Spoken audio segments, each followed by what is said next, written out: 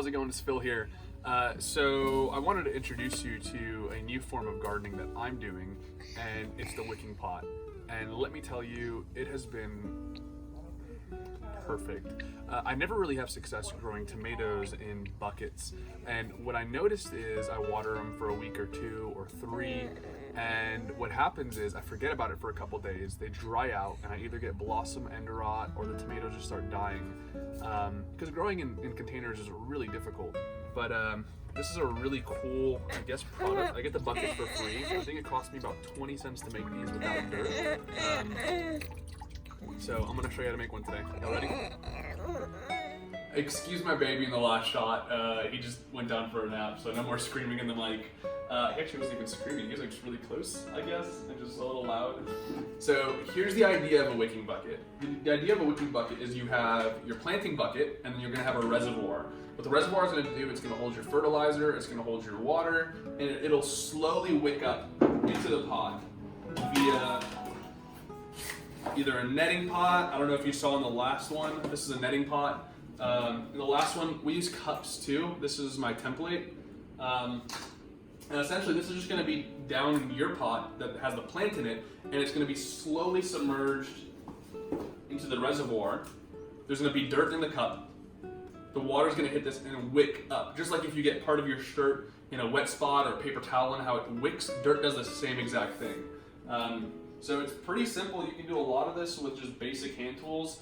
I've kind of moved up because you can do it with basic hand tools, it just takes a long time. So what I did is I bought myself a 1.5 drill bit, a small 1/8 inch bit, and a sawzall or a jigsaw. You can do it with this, we've done it. The only really tool that you're going to need, I mean, that's ideal, is a drill. You can do everything else by hand with scissors or with a drywall knife. Essentially, the premises of it is, this always scares me. I hate this thing. Be careful if you get this because this will break your wrist. But you essentially drill a hole. That scares me every time. You essentially drill a hole. What this hole is going to do is you're going to put a piece of PVC in it, and this is going to be where you fill the reservoir from. You can fill it from the dirt. It's not really ideal because you're not wanting to water your plants. You're wanting to water the reservoir and make sure that's filled, because what that's going to do is going to keep your plant at an ideal moistness, so you don't have to worry about any root rot or anything like that. That's the benefit of having a wicking pot, is your plant takes only the water that it needs, and eventually we're going to drill a whole bunch of holes in here. You'll see roots will shoot out and shoot down into the reservoir as you pull out your plant for next year. But yeah, I'm going to drill like 250 holes in this thing. It's a lot. Drill a lot of holes. We'll be right back when I'm done.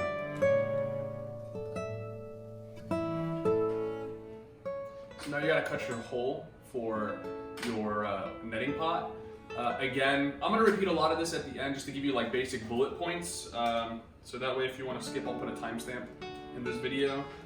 But essentially what you're going to want to do is you're going to want to cut a hole smaller than the netting pot. And the reason why is you're going to want it to fit so it doesn't fall through into the reservoir. So what I like to do is I draw a circle around the netting pot and then cut inside the circle.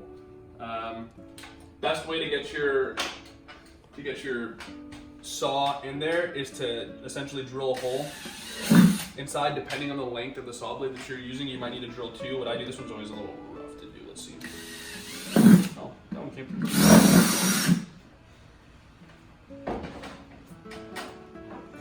And then it doesn't need to be perfect. If you cut it with a drywall knife, it could be a little bit easier. You'll see.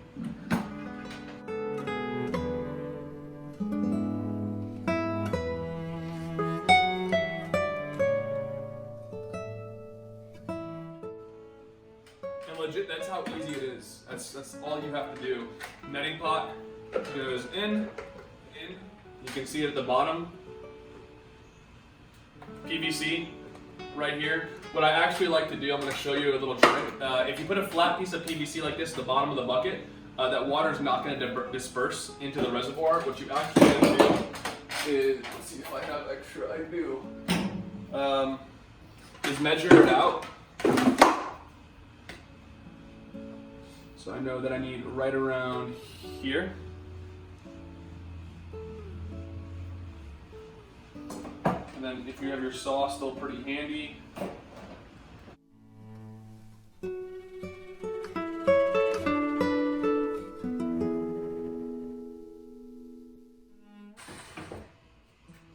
and the reason you cut it on an angle is because if it goes flat into the reservoir, unless you have a hole like this is a broken PVC, I always get it cheaper. If it goes flat, that water is going to get stuck. But this way, as you fill it up from the top, essentially what's going to happen is water is just going to pour directly out. And there's one last thing before you can actually go plant, is you essentially have to find where the bottom of the bucket is. Right there, right there. And you drill a little drain hole, just the one. Did I hit the bucket? I hit the bucket. A little bit lower. Yeah, perfect.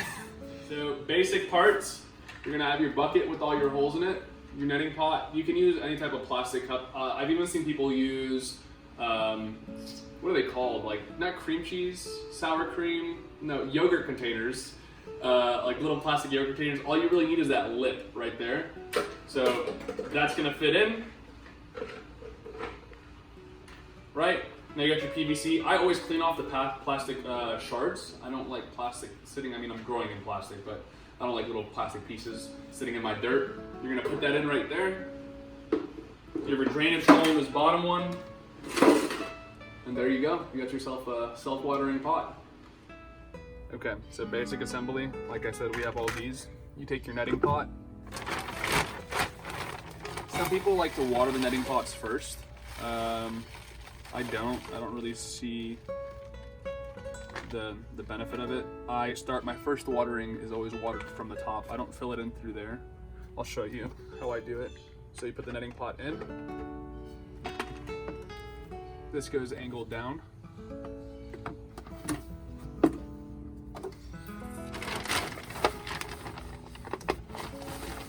And then you fill it up. What I like to do though is make sure that this thing's standing up.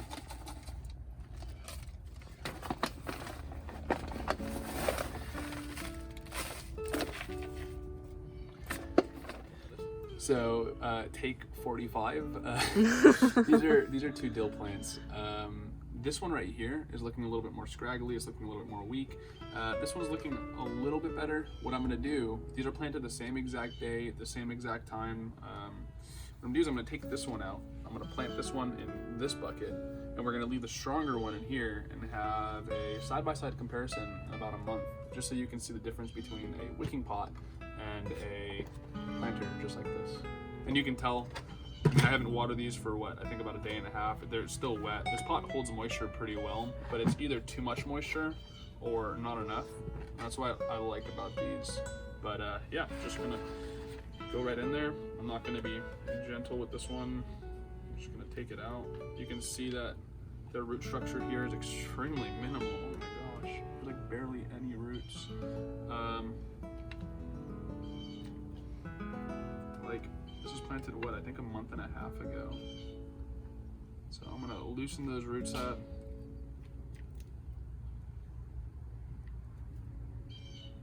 This might actually shock it and kill it. I hope not. But look at that, almost nothing in this pot. And you know what, even though this one doesn't look like it's gonna be doing too hot, I bet you it's gonna bounce back really quick.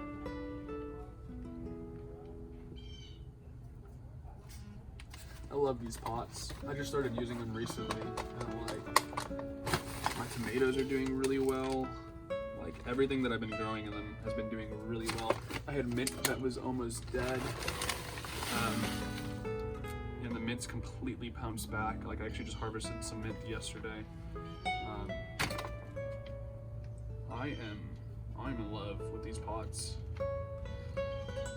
And the nice thing is the plastic is, the buckets are gotten and recycled from, you can use anywhere from, I think I have a Chick-fil-A bucket to Market Street has actually been the ones that's been giving me all these buckets.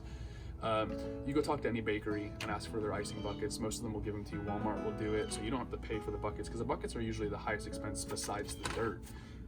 The PVC, you get a 10-foot pole for $2.09. You break that down in cost, it's 20 cents per bucket. The netting pots are pretty expensive. I started using the netting pots recently just because they make my life easier. I don't have to source a whole bunch of plastic containers.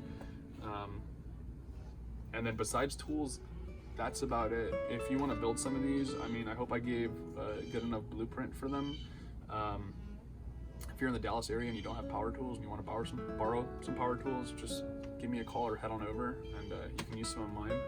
But yeah, I'm gonna water this one over the top, and then hopefully a month from now we'll do a side-by-side comparison.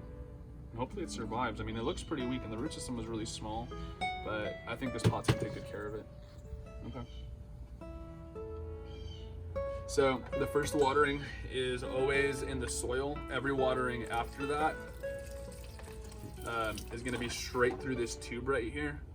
And what's gonna happen is if you pour too much water, you have this drainage hole, so all the excess is gonna pour right out, which is really nice. You're never overwatering your plant, and your plant is getting just the water that it needs. But yeah, I hope this video is informative. Make sure you use a potting mix and not a raised bed soil. Raised bed soils will compact. Potting mix is really what helps these things do well. Other than that, if you have any questions, leave a comment down below or like and subscribe. I hope this is good content. Hope to hear from y'all soon.